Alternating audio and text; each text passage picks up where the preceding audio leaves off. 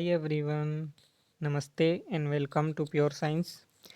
इस सीरीज़ में हम लोग पुराने क्वेश्चन पेपर का प्रैक्टिस कर रहे हैं, है ना।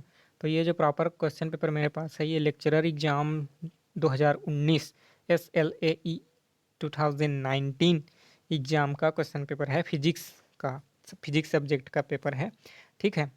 तो इसमें हम प्रैक्टिस करेंगे फिजिक्स के क्वेश्चंस का। तो ये मैंने अपने प्रैक्टिस के लिए रखा था, ठीक है। ये मेरा क्वेश्चन पेपर है, इसमें मैंने जब एग्ज़ाम दिला के आया तो सबको लिख के रख लिया था, है ना, सॉल्व करके देखा था मैं उस टाइम।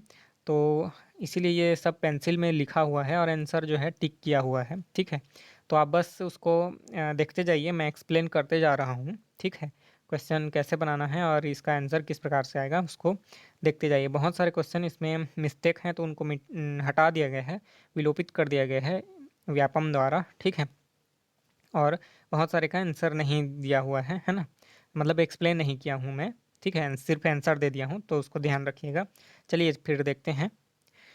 तो पहला क्वेश्चन है, the magnetic moment mu of a revolving electron around the nucleus varies with principal quantum number n as.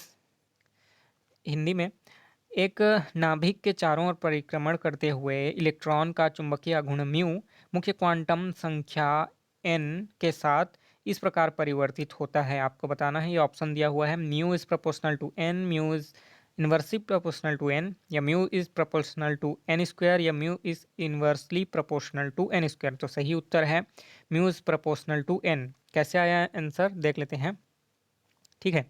तो यहाँ जो फार्मूला दिया हुआ है ये है चुंबकीय आघूर्ण का फार्मूला होता है mu is equal to E L upon 2m, ठीक है। ठीक है, तो यहाँ पर एल का वैल्यू फिर यहाँ पर दिया हुआ है एन एच क्रॉस होता है एल का वैल्यू, ठीक है। तो एल का वैल्यू हो गया एन, ठीक है, एन एच क्रॉस, ठीक है। और एच का वैल्यू आप जानते ही हैं, एच क्रॉस का वैल्यू एच अपॉन 2 पाई होता है, ठीक है, एच अपॉन 2 पाई, ठीक है। तो इसको फार्मूला में रखेंगे तो ये एच क्रॉस की जगह हो जाएगा L is equal to N H upon 2 pi, ठीक है, N H upon 2 pi L की जगह हो गया, ठीक है। एल के जगह हो गया एन एच अपॉन 2 पाई, ठीक है। अब जो फार्मूला होता है म्यू इज इक्वल टू होता है ई एल अपॉन 2m, है ना। तो यहाँ पर हो जाएगा ई एन एच अपॉन 2 पाई, फिर यहाँ पर 2m को भी रख देंगे तो ये 4 पाई m इस प्रकार से हो जाएगा, ठीक है। तो यहाँ पर आप सीधा देख सकते हैं, ठीक है, म्यू इज़ प्रपोर्शनल टू है n के, ठीक है, यहाँ पर n है और म्यू है, ठीक है। तो म्यू इज़ प्रोपोर्शनल टू है n, ठीक है, म्यू सीधा प्रोपोर्शनल है, डायरेक्टली प्रोपोर्शनल है n के, ठीक है। तो ये उस उत्तर हो गया mu is proportional to n। अगला क्वेश्चन देखते हैं, the bit rate of a signal which has a sampling rate of 8 kilohertz and where 16 quantization levels are used is, ठीक है।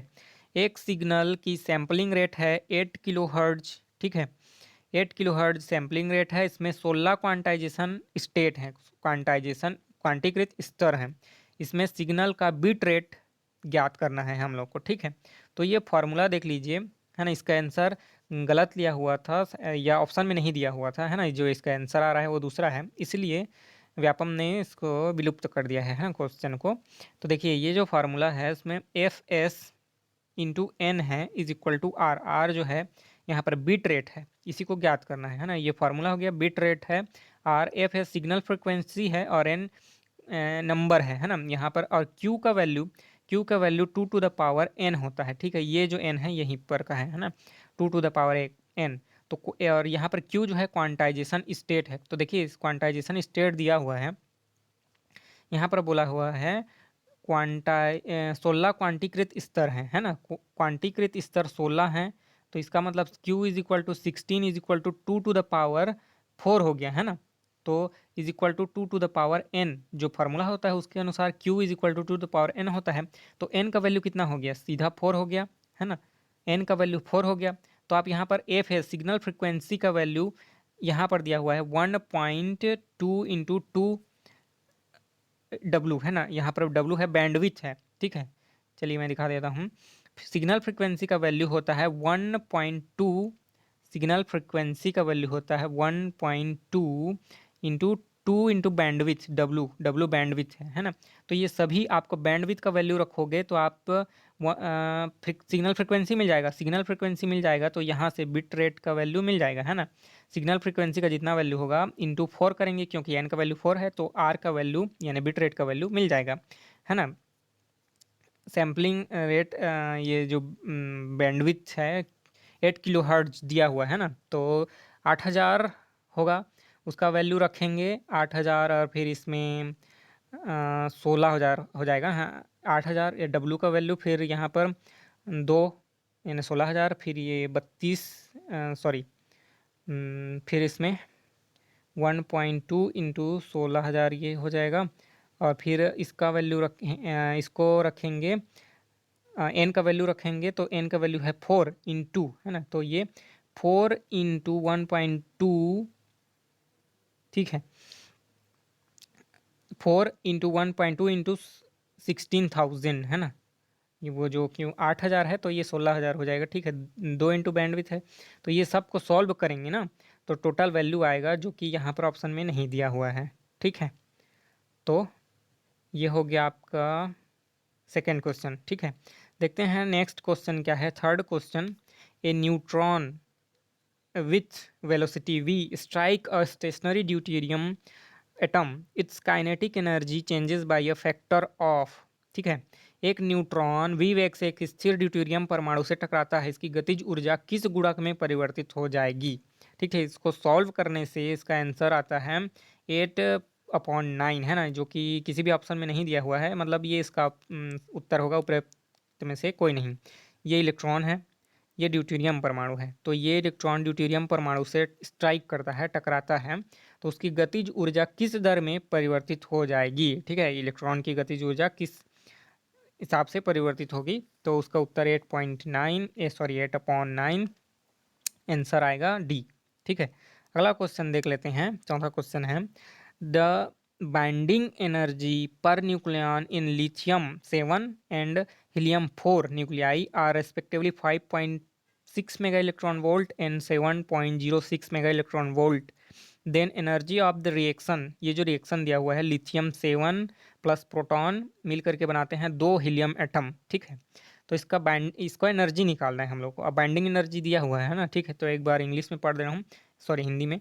लिथियम 7 तथा हीलियम 4 के नाभिकों की प्रति न्यूक्लियन बंधन ऊर्जा बाइंडिंग एनर्जी पर न्यूक्लियन कितना कितना है 5.6 मेगा इलेक्ट्रॉन वोल्ट और 7.06 मेगा इलेक्ट्रॉन वोल्ट, है ना। 5.6 जो है लिथियम का है और 7.06 जो है हीलियम का है, ठीक है। तो निम्न अभिक्रिया जो यहाँ दिया हुआ है ना उसका क्या होगा आपको बताना है ऊर्जा। तो ये formula binding energy per nucleon है ना, एक न्यूक्लियन का बाइंडिंग एनर्जी 7.06 और 5.6 है, तो उसमें कितने इलेक्ट्रॉन सॉरी कितने न्यूक्लियन हैं वो तो आप यहाँ पर देख ही रहे हैं, 7 और 4 करके बताया हुआ है ना। तो चलिए इसको फार्मूला में रखते हैं, तो फार्मूला क्या हो जाएगा 2, ठीक है, into binding energy of helium, क्योंकि 2 हीलियम के इलेक्ट्रॉन बनते हैं, सॉरी एटम बनते हैं, minus binding energy of lithium, sorry lithium, है ना, लिथियम, और प्लस करके ये जो प्रोटॉन है, ठीक है। तो सबको मिलाएंगे, इसको फार्मूला में रखेंगे, ठीक है।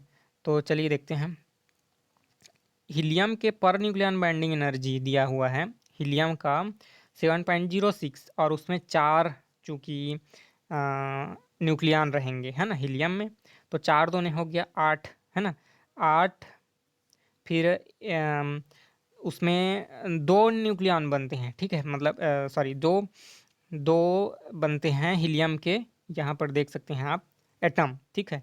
तो 8 इंटू हो गया बाइंडिंग एनर्जी कितना हुआ है 7.06, है ना, फिर माइनस करेंगे, अब 7 बनता है लिथियम का 7 है ना, क्योंकि 7 उसमें न्यूक्लियन होते हैं, फिर उसका बाइंडिंग एनर्जी क्या दिया हुआ है 5.6, ठीक है, और उसमें ऐड करना है आपको इसको प्रोटॉन का, ठीक है। तो इसको पूरा सॉल्व करेंगे, आंसर आता है 17.3 मेगा इलेक्ट्रॉन वोल्ट, है ना। इसको सॉल्व करेंगे टोटल आता है 17.6 मेगा इलेक्ट्रॉन वोल्ट। तो ये उसका आंसर हो गया। एक क्वेश्चन और देख लेते हैं, पांचवा है the diagram of a logic circuit is given below, the output F of the circuit is given by. ठीक है, तो ये जो तार्किक परिपथ दिया हुआ है, इसका एफ जो सिग्नल है, मतलब लास्ट में एफ कितना वैल्यू उसका निकलेगा, है ना। तो देखिए यहाँ पर देख लीजिए, ये है ऑर गेट, ये भी है ऑर गेट, और ये है एंड गेट। ठीक है, तो जानते हैं और मतलब होता है प्लस वाला, है ना। तो यहाँ पर एक ऑप्शन नहीं दिख रहा है, चलिए ये ऑप्शन दिया हुआ है। ठीक है, ऑप्शन है डब्लू एंड एक्स और वाई। ठीक है, W and X and Y. तीसरा ऑप्शन है डब्लू और एक्स एंड वाई, डब्लू और एक्स और वाई। ठीक है, ये सभी ऑप्शन देख लिया आपने। तो पहला देख लेते हैं, डब्लू और एक्स है, डब्लू और एक्स।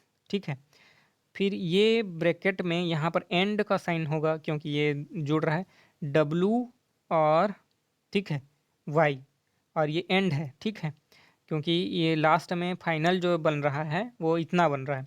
अब इसको सॉल्व करेंगे तो डब्लू को आप कॉमन निकाल लीजिए। ठीक है, और कर देंगे डब्लू और एक्स, ठीक है, एंड वाई, ये हो गया। ठीक है, ये इसका जो ये ऊपर में दिया हुआ है उसका नीचे इस प्रकार से उसका सिंप्लीफिकेशन होगा, डब्लू और एक्स एंड वाई। ठीक है, डब्लू को कॉमन निकाल लेंगे यहाँ से और यहाँ से, डब्लू को कॉमन निकाल लेंगे, फिर ब्रैकेट के अंदर एक्स एंड वाई हो जाएगा। ठीक है, तो आपका देख लेते हैं, ये है ना सी नंबर, डब्लू और एक्स एंड वाई, यही उसका सही आंसर है। ठीक है, तो इस वीडियो में इतना ही, आगे की वीडियो में और सभी क्वेश्चन को हम लोग सॉल्व करते जाएंगे। ठीक है, आपका कोई भी डाउट हो, आपको कोई क्वेश्चन पूछना हो तो कमेंट करके पूछ सकते हैं। ठीक है, कोई सजेशन देना हो तो दे सकते हैं।